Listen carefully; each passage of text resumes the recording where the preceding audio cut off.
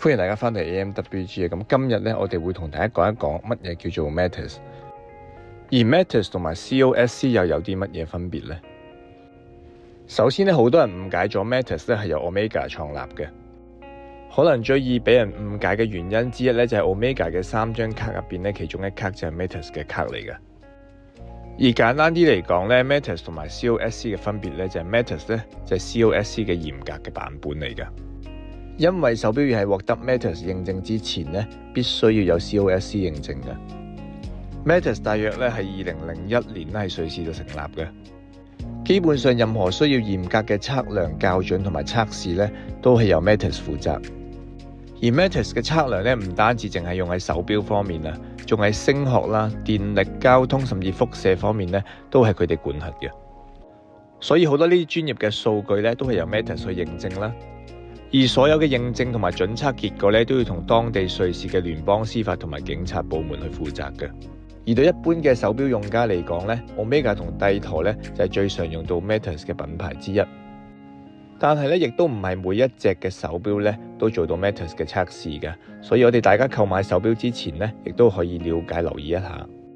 另外講一樣嘢俾大家知咧，就係 Matters 嘅錶咧一定要係瑞士製造嘅，但係而 COSC 嘅錶咧就未必一定係瑞士製造啦。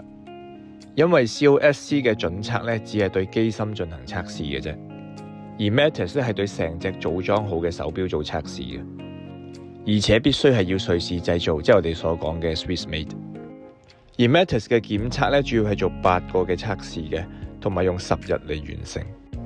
第一個測試就係暴露喺15000個高斯嘅磁場下進行嘅，要確保手錶唔會俾磁場影響或者偷停啦，然之後再進行消磁嘅。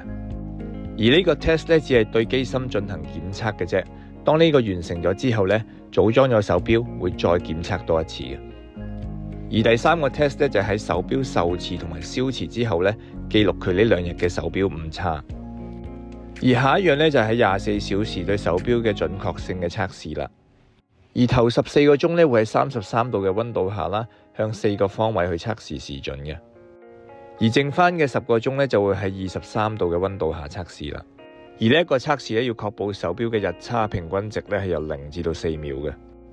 而下一個測試咧就係對6個方位嘅測試，咁每60秒咧就會轉一次去記錄翻嘅。